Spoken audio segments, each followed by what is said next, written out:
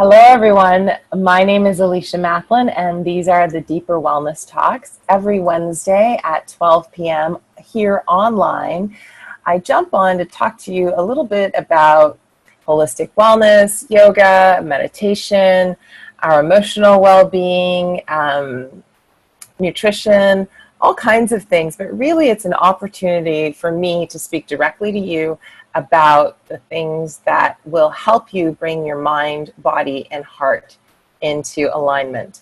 I'm a holistic nutritionist. I am a yoga teacher, a meditation instructor, and a conscious living guide. And I use all these modalities to help you find solutions for your life. And these are ancient modalities, right? We're using them in our modern lives. That's what I really try to share with you, okay? So today's topic is anger. And it's a tricky one because let's right off the bat just talk about how as women in general, there's an undercurrent of anger in our lives that exists for things that are happening on a macro level, right? We're angry that there's not enough pay equality. We're angry that there's a disproportionate amount of responsibility placed on women for caregiving and taking care of the home, expectations around emotional well-being. We're angry because on a whole, we know that in some parts of the world, women are not treated well at all. And that's a really smooth way of talking about that. We're angry because we don't feel like we have command over our own bodies in a lot of places. We're angry because we've been objectified, we've been subverted, we've been asked to be small for so long, right? And I think that the accumulative effect of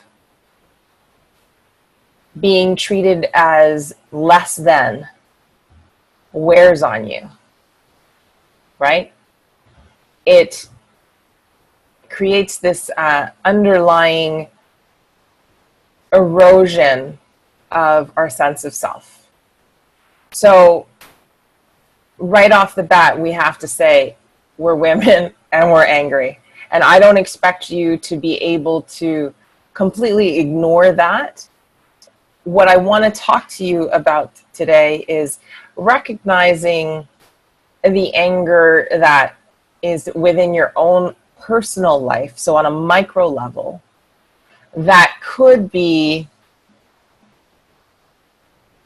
creating friction between you and those you love, but more importantly, becoming a challenge for you internally, okay? So that's the anger that spills out when you're reacting to something. That's the anger that spills out when you make the tiniest mistake and you're super mad at yourself. That's the anger that spills out when you feel like you are not being seen and you are not being heard and you are not being acknowledged, and everything you do is being taken for granted. So that's the anger that I want to talk about today. And also the anger that we carry with us from our childhood. We can't pretend that there aren't old wounds that have not yet healed, that in the present moment get triggered by other people or other things. And then that creates anger because your mind and your physical well-being immediately jumps back to a time when you could not respond to something with the level of anger that you wanted to and that it deserved. So I want you to know first and foremost that I have a terrible temper, okay? Like the worst temper ever. Like white hot rage. I can't see straight even. I start getting like that weird, clammy, cold sweat. And I lose my ability with gracious language and err on the side on the most harmful language possible. This is not to say that I've lost my temper recently. I would say that I haven't lost my temper in, I don't even know. It's been a really long time. You may have to ask my husband. He'll remember. But in all honesty, all jokes aside, it's been a long time since I've lost my temper in that way. And I think part of the reason why I do yoga and meditation and use essential oils is to help me manage my emotions. Okay? So I am not speaking to you as someone who never gets mad. I do get mad. I do get frustrated. But I just haven't lost my temper. I haven't had that kind of irrational anger that consumes you in a really long time. So I want to start out with why we get angry the way we do as women. So I'd like to offer you that when you were a little girl, you were probably told consciously, unconsciously, directly, indirectly, that when you were having an emotional response to something, to select a response that is pleasing, to select a response that will still keep you in the category of good girl, right? You were not taught that it was okay to express your frustration, your anger, your disappointment, right? You were maybe asked to just keep it to yourself. You were asked to keep it in. You were asked to let it go, dismiss it, or you were even told it's not that big of a deal, whatever the thing was that you were angry about. And the problem with that is that if you aren't allowed, especially as a child, to express your frustration, your anger, and your disappointment, you also don't learn how to apply compassion, inner kindness, or self-love, right? Because we have to feel what we need to feel to be able to resolve it, right? So if I'm getting angry about something, if I'm getting disappointed about something, or frustrated, and I'm not saying anything, or I'm patting it down, or I'm fine, right? You've never said that before, right? I'm fine. You're not giving yourself the opportunity to develop the language around what you're actually feeling, and then meeting that with your own self-care. So one of the things I liken this to is a baby, right? And I'm not calling you a baby, but I'm saying, think of a baby. A baby does not yet have the command of their language to say, you know what, right now I'm a little frustrated because I am not being heard, my needs aren't being met, and I am being ignored, right? What do babies do instead? They freak out. They cry, they fuss. You know, it's normal. It's a normal reaction. If you don't have the language to express the spectrum of your emotional experiences, you will result, does it result? Yeah. In a place of anger, maybe a place of sadness, right? You'll hit the extremes, but you won't be able to pass through the subtleties of emotion. So as a child, something happens, and maybe your initial reaction is to freak out, and right away, some well-meaning adult parent, someone of whom you trust, tells you, shh, shh, shh, shh, or says, don't cry, right? They don't ask you what's going on. They don't ask you how they can help. They just tell you to stop whatever this discomfort is. Just stop. Just stop feeling the way you're feeling.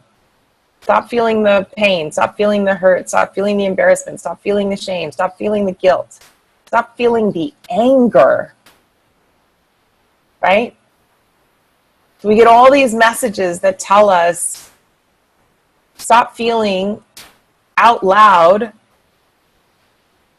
these emotions that are unpleasant from a girl. And then what happens? It's completely normal and natural that you would grow into a woman who cannot, or doesn't even think they have permission to, properly articulate when your needs are not being met. When you are feeling disappointed, frustrated, let down, like whatever it is that society says is unpleasant when women express it. And this is a really, really hard thing to realize.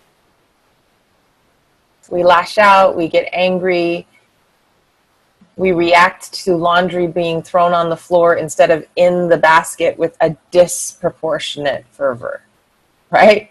Like, it's, at the end of the day, the laundry thing isn't that big of an issue, but we feel like it represents a greater statement on our value, right? Because that's really what anger is about. Anger comes from feeling unseen, unacknowledged.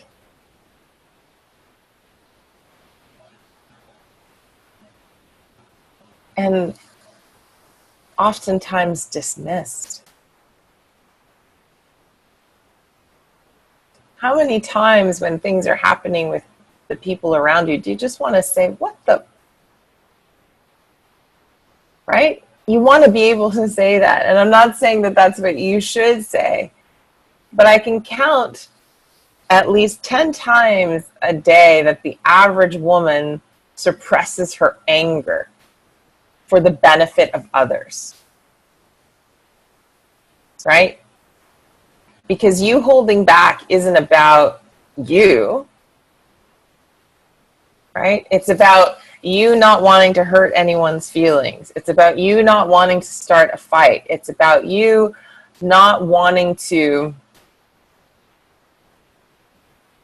be seen as difficult. And so all these microaggressions accumulate,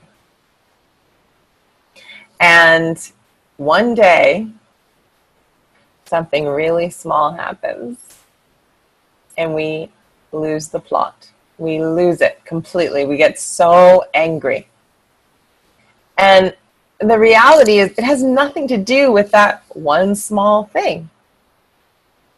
It has everything to do with our inability to express our needs real time, moment to moment. And part of that has a lot to do with confidence and self-love. For some reason, we don't think we deserve the space it takes to express ourselves completely. We don't think that our immediate needs need to be addressed in the same way that we address everyone else's. And I have to say, that's programming, that's conditioning, but it's not serving you. So I'm not saying run around angry and just let it all out. We do have to have some level of discipline and consciousness about the spectrum of our emotions, especially anger. Because here's the thing about anger. Anger creates more self-harm than it does to the people we're angry at. Than it does create harm for the people we're angry at. Anger is stored in our liver. That's where we store it emotionally in the emotional body, but also in the physical body, in our liver.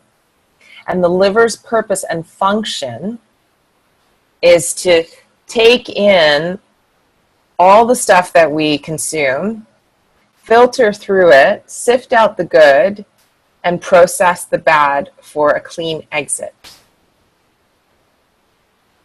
But if our liver, this very valuable organ,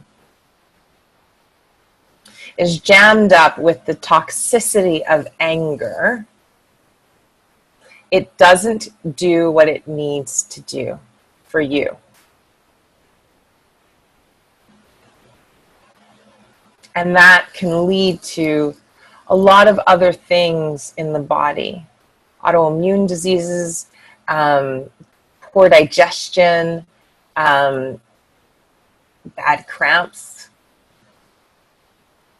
Those are just to name a few of the things that it can be connected to. I don't want to say it's the sole cause, but that it can be connected to.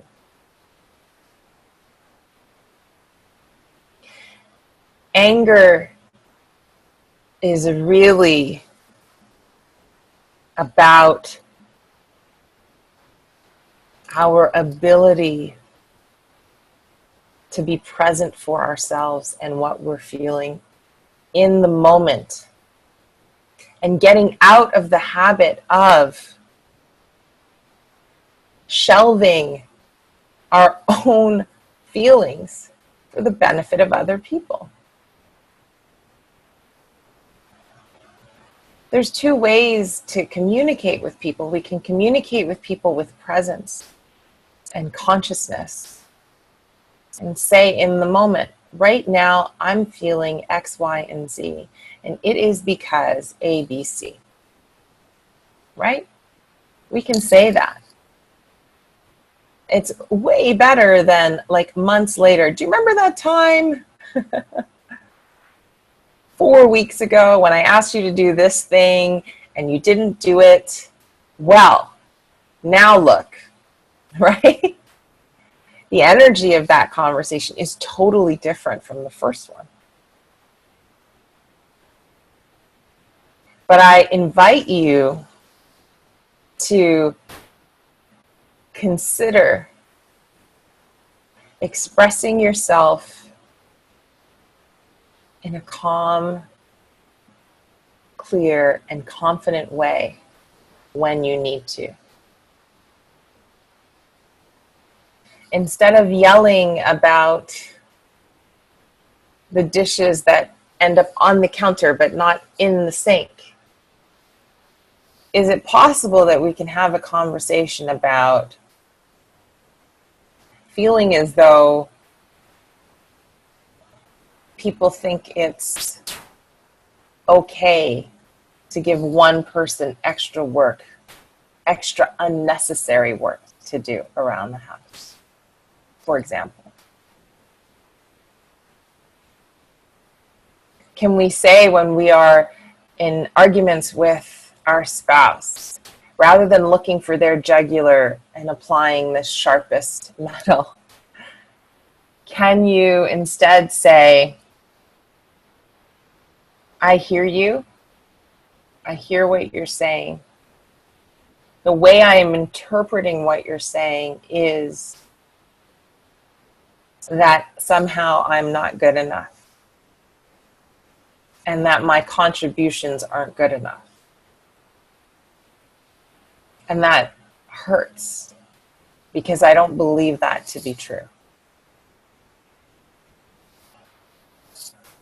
Can we have a conversation instead of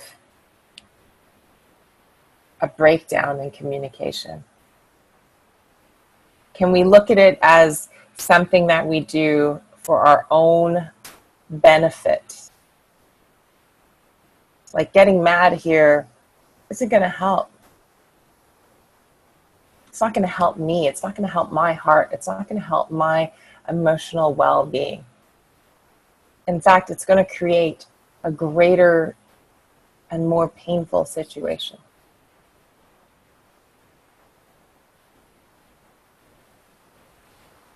Think about anger as a place to practice your self-love. That's number one. Anger is a place to practice your self-love. Love yourself enough to express yourself completely. Number two, stop holding your breath. That is not the way to cope. We cannot go through our lives holding our breath. You have to start to breathe again so that you can adequately, calmly communicate the things that are disappointing to you, are angering you, are frustrating you, etc. It's too important. Number one, use anger as a place to practice your self-love. Make a decision that anger is about self-love. How much love do you have for yourself? Number two, this is two, remember to breathe. Really, really breathe. Give yourself the gift of a deep breath before you react, before you respond. There is enough time for you to breathe and think about your own self-preservation before you engage on a level that creates self-harm.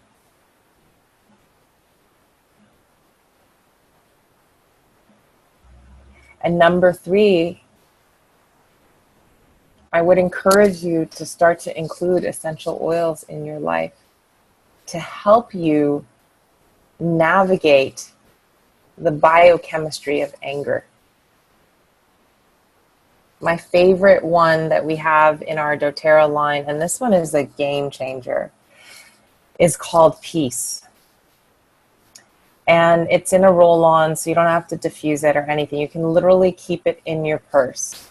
And in those moments when you feel like that temperature is rising, you can reach for this. And I would say right away, put it over your heart, put it on your wrists, and give it a deep inhale.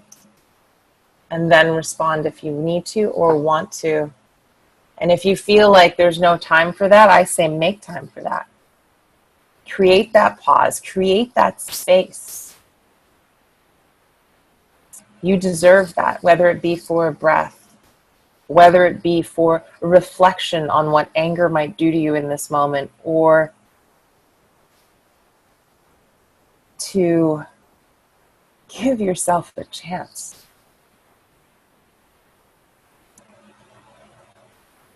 You deserve a chance to respond with language that adequately represents how you're feeling. Don't wait for someone to give you the space to do that. And if you don't feel like you're up to the task, I say just say the F word at the top of your lungs. I'm sorry. I know you wanted that to be a super calm response, but sometimes you just have to yell the F word. It hits the spot. Or you could say fudge. I don't know. Whatever works. But I really believe that if sometimes you need to just yell or scream or get it out of your system, then please do it. Don't keep it in. I'm not saying scream and swear at somebody or the person you're mad at, because then that defeats the whole purpose on working on anger. What I'm saying is sometimes you need to just say the F word and let it out. Or whatever word makes you feel a little bit better after you let it out. Give yourself permission to go there. But then also be prepared to breathe and find your way into the language that is required to fully express your emotion. It's super important. Anger is a symptom. It is not a state. It's a symptom of something else. And your job and your work is to try to identify what it really is and then decide what you're going to do about it. Very rarely is anger about the present moment. Disappointment might be, frustration might be, but full-fledged anger often has to do with a lot of other things. And so I invite you to think about anger as a part of your self-love practice. To meet anger with some deep breathing. And then decide if you need to express it. Or if you can find the language to express yourself without that emotional charge that leaves you exhausted and weary. And finally, doTERRA essential oils. There is a whole book on essential oils and our emotions. And for me personally, this book has been so eye-opening and I would say groundbreaking for me. It's a game changer because I'm able to provide solutions for women real time. And also for myself. Also for the things that I'm still working through and trying to understand.